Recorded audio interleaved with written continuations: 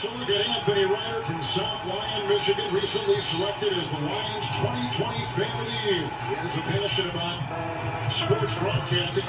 With the 112th selection in the 2021 NFL Draft, the Detroit Lions select Amon-Ra St. Brown, wide receiver, USC. One pride, baby! Yeah!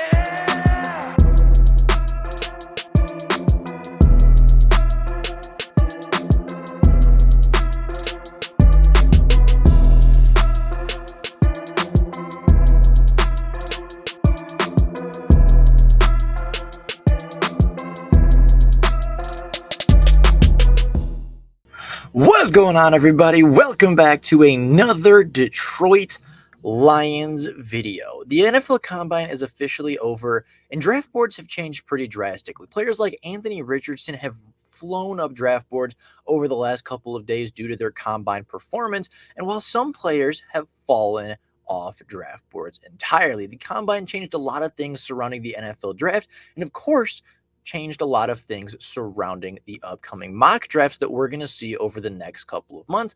And today we're going to look at some of the updated strategies that some people have for the Detroit Lions, look at some of the different ways and logics that people are using in order to draft for the Detroit Lions, and just kind of talk about how the strategies may have changed over the Combine and some of the players that have either risen up boards, fallen off boards, or just simply may be available at an earlier or later pick than what we had originally planned. So today, that is what we're going to be talking about, taking a look at this article titled 2023 NFL Post-Combine Mock. Dane, Brugler, and Todd McShay have similar strategies for the Detroit Lions. Both ESPN's Todd McShay and the Atlantic's Dane Brugler went defensive heavy for the Lions in their post-Combine NFL mock drafts. So we're going to keep going down. Of course, Christian Gonzalez is a very hot topic, and that is who they have the Lions selecting at 6, as both Brugler and McShay have the Lions going with Christian Gonzalez. And I think this is the most likely chalkboard pick that you can make for the Detroit Lions. They very much need cornerback, and Christian Gonzalez would fit everything the Lions like in a cornerback. He's 6'2", he runs really fast, he has a good vertical, he's super explosive, tested in elite ranges for speed, agility, as well as explosiveness and size. He had a 9.96 relative athletic score after the Combine, which is in elite territory for cornerbacks. All around, he just is a great corner. He has the ball skills. He has the production at the collegiate level you'd like to see. He is healthy. There really isn't a red flag for Christian Gonzalez. He doesn't really have a weakness. He can play both zone and man. He is very good at man coverage, which the Lions like to do. He's not really a press man corner, which I think is something the Lions would like. He's not necessarily the most physical cornerback in this draft, but if you're talking pure man coverage ability, the ability to get your hands on the football, Christian Gonzalez is up there with the best players in the class. Now, the other option here, of course, would likely be at cornerback, being Devon Witherspoon, somebody who is more physical, is more of that press man corner. He's a little bit smaller, but does have long enough arms to make up for it, does have the ball skills, and I think has the best ball skills in this class. And I think the 6th overall pick is going to come down to Devon Witherspoon versus Christian Gonzalez. Barring anything out of the ordinary, barring, a really big fall by somebody like Will Anderson Jr. or Jalen Carter, you are going to see the Lions likely select a cornerback at number 6, and it's probably going to be Christian Gonzalez, or it is going to be Devon Witherspoon. Both of them are top cornerbacks in this class. Both of them play elite man coverage, have the ball skills to succeed at the next level, and are super competitive. Personally, I think that Devon Witherspoon fits the culture a little bit better, and I think that is something the Lions value more than just about any other team is culture fits. But Christian Gonzalez is a great selection for the Detroit Lions, and if they are to go there, I think it is the right pick and is a good pick for the Detroit Lions.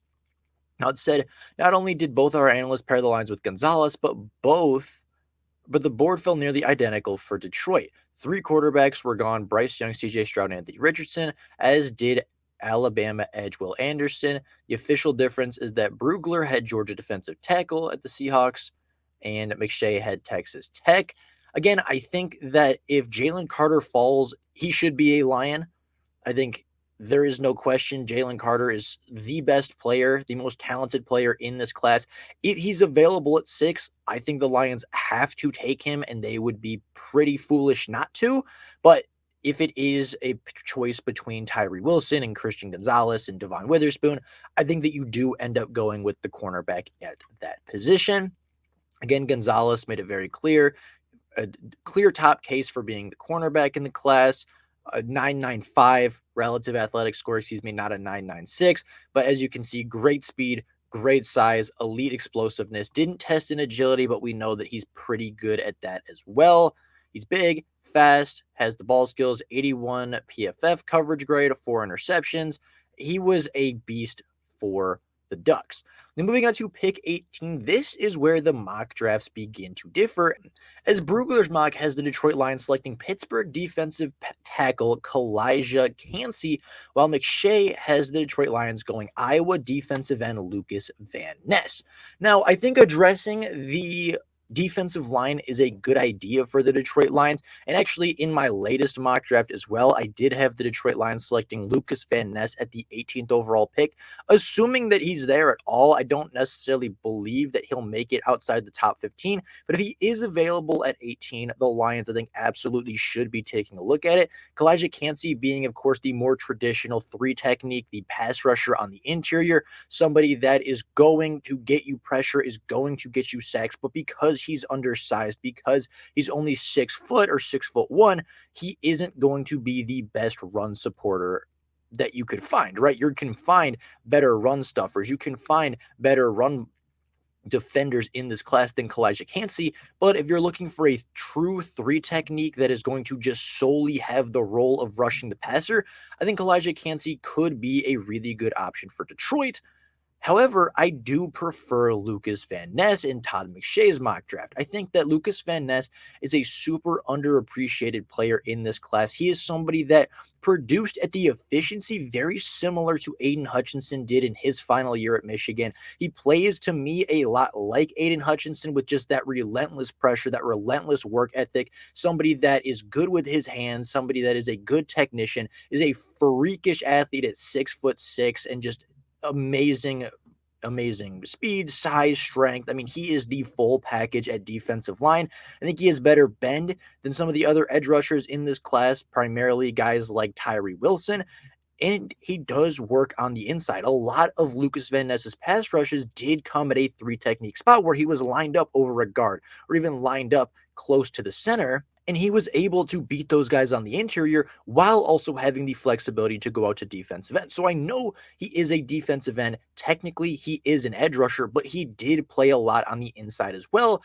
And adding a versatile tool like that, and essentially to me, adding a second Aiden Hutchinson to this defensive line would be great for the Detroit Lions, because then you could play him at every single spot, right? You can have a 4-down line of James Houston and Aiden Hutchinson on the outside with guys like Aleem McNeil and Lucas Van Ness on the inside. You could kick Aiden Hutchinson and Lucas Van Ness on the inside and then have guys like, maybe James Houston and Josh Pascal, or you can have James Houston and maybe you draft another really bendy edge rusher in the class, right? There's a lot of different ways you can do it.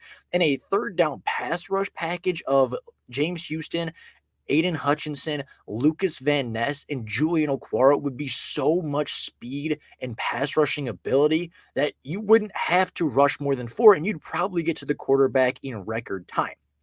I think Lucas Van Ness is a perfect pick for the Detroit Lions, and we're going to go kind of read about it. As both analysts address the Lions' defensive line with 2 of the biggest winners from the NFL Combine. Cansey did just about everything we needed to draw Aaron Donald's comparison, showing up in Indianapolis, undersized, interior defensive line, athletic traits, blazing 4.67. I personally don't really care about the 40 time. I care about what you do on the field and on the tape, but his 40 time was impressive. His athletic testing was pretty good. He's not Aaron Donald. Aaron Donald stopped the run much better than Kalijah Cansey, but as far as a pure pass rusher, I think Kalijah Cansey has the case for being one of the better interior pass rushers in this class. But what I'm really, really interested in, and here is Kalijah Cansey's numbers compared to Aaron Donald, right? He's an inch taller, like a quarter of an inch taller, a few pounds lighter, similar 40 time, not quite as athletic, but relatively, right? The Pittsburgh connection's always going to land that. But what I'm really, really interested in is Lucas Van Ness. As for Todd McShay's pick, Lucas Van Ness certainly saw his stock rise this week. A 9.22 raw athleticism score.